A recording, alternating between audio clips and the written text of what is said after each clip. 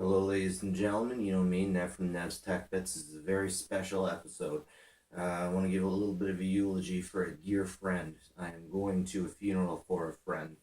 Uh, Yesterday, I did a super retro tech review on an EcoFan from my parents' place. I was over at my parents' place because I was picking up a Toyota Tercel that I can take down to Ottawa.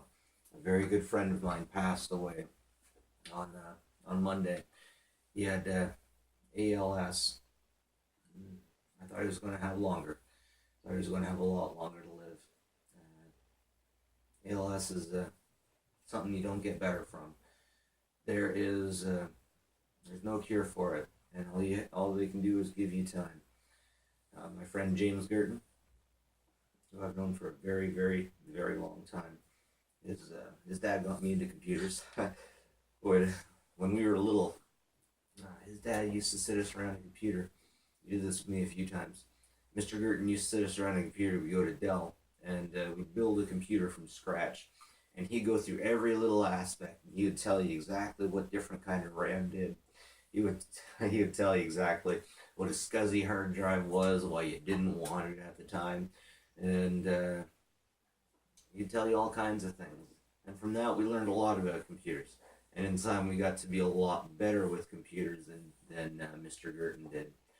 Anyways, James was diagnosed, I believe it was back in October, and he made a special trip that I'm very blessed that he made.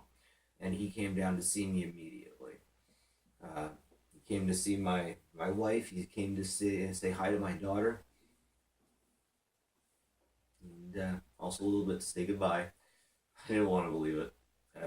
So my dad has a terminal condition. He was supposed to die when I was 3.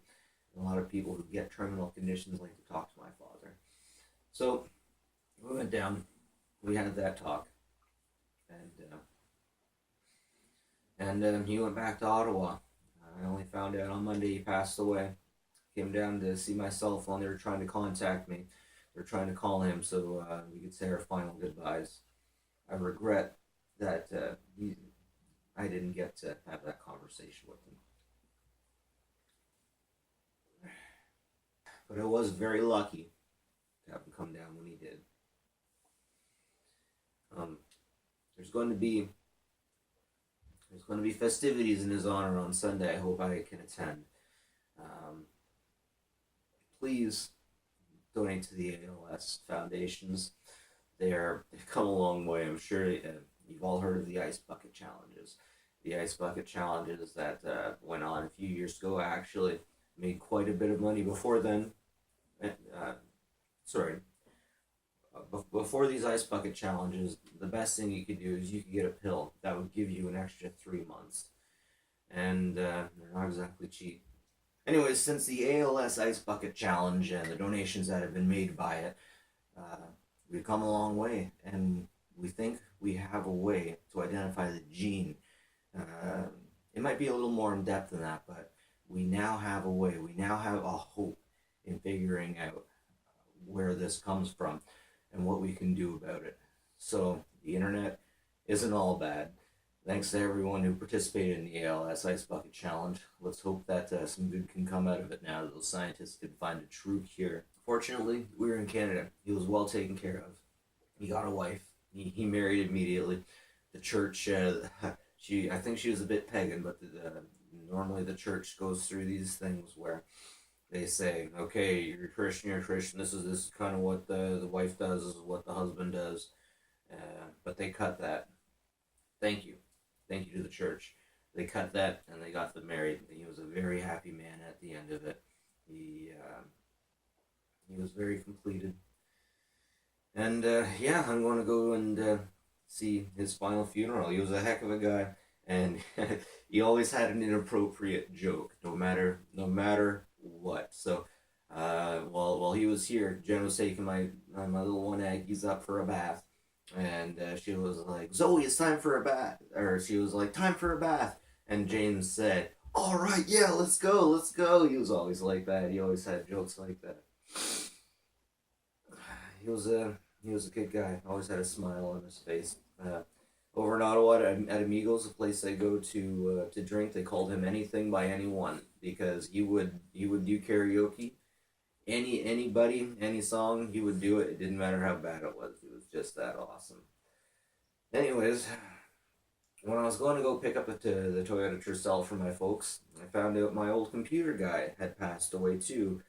Joe Holborn. Without Joe, there would have been nobody there to fix my computer.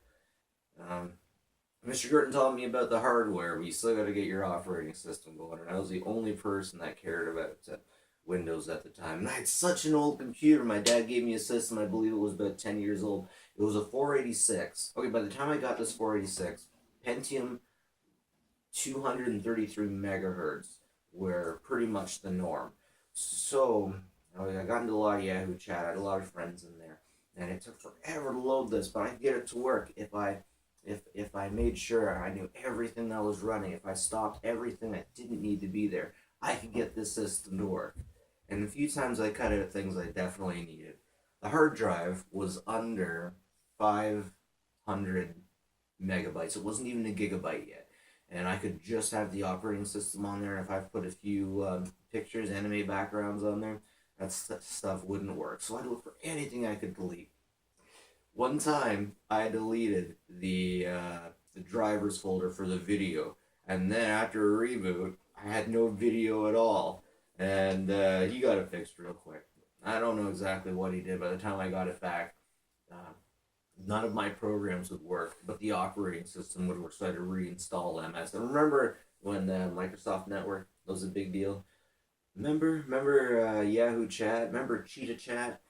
Way back in the day. Joe Holborn would fix that. And he was an angry guy. I don't think he meant to be. I think he wanted to be liked by people. He definitely helped me. If I had to pay full price every time I got that system fixed, I wouldn't be where I was today. But my dad and him always seemed to make deals, and eventually I got a 56K modem that actually had a chip on it. I don't know if you guys remember when you get a faster 56K modem by getting one with a dedicated chip on it. He got me one of those, and then I was off to the races. I felt like the first system I named Amber, and the one after that I named Azrael. And Azrael was a 200 megahertz Pentium compact. But anyways, Joe Holborn, if you can hear me somehow, thanks so much for putting up with my crud. I remember a few times we had arguments about yeah, he was like, Devin, stop messing with your shit. You keep breaking this stuff. Stop messing with it. I'm like, but how am I going to learn, Joe? And that was like me going up against a giant. Holy, this guy was scary. He didn't look scary, but he was scary. He was a chain smoker. That's probably what finished him at the end. And you could tell when your computer was home, when Dad brought home your computer from Joe fixing it, you opened the back door and you smelled your computer. You could smell Joe's chain smoking in the back of his place. He did it out of the back of his place. I don't know why he stayed in small town. I hope he made good money. And he survived by his wife and kids. They didn't even have a funeral. I think that's the thing about tech guys. A lot of us just get so grumpy, and at the end of it, we just want to be liked. But I think in the game, we just end up, I don't know, maybe I shouldn't even go there. But anyways, I'm going to be going dark tomorrow in honor of these people, particularly in honor of James. I just found out about Joe. I'm pretty heartbroken about that. I haven't talked to him in a long time. He was an interesting guy to talk to. Again, sometimes you just didn't talk to him. But without him, I wouldn't be where I was. Without James, I wouldn't be where I am. And I appreciate it, guys. I don't know if you guys can hear this, but thank you. Thank you for everything you've done for me. And yeah, thank you. So Eli, the computer guy, keeps talking about midlife crises. And I am not even 35, so maybe I can't talk about midlife crises. Eli says that midlife crises are about getting to the summit. You've had your job, and then you look around. You had your dream job, you look around, you find out it's not exactly what you want it to be. I'm starting to think midlife crisis is a bit different for everybody. And I'm starting to think that it can happen to people when they start getting old, and they realize they're getting old, when their friends start dying. And death is just a part of life. Whenever I talk to old people that have lived so long they want to die, they keep saying that all my friends are dead. So I believe that the way to get through that is just to be happy with life and to keep living for your friends. Make new friends. Stay young as you can. Keep learning. Keep that brain going because use it or lose it, people. Anyways, that's it for me. Devin from Tech Bits. Nev from Nev's Tech Bits. Going to be going dark tomorrow in honor of the people who are no longer with us. So you know what? Today, thank your computer guy. Go out. Go if someone helped you with the computer. If someone helped you figure out what you're doing, thank them. I think that it was Robin Williams that he said, seize the day because one day we're all going to be dead and in the ground. Love each other, people. Anyways, that's it for me. Nev from Nev's Tech Bits. Have a good one, guys.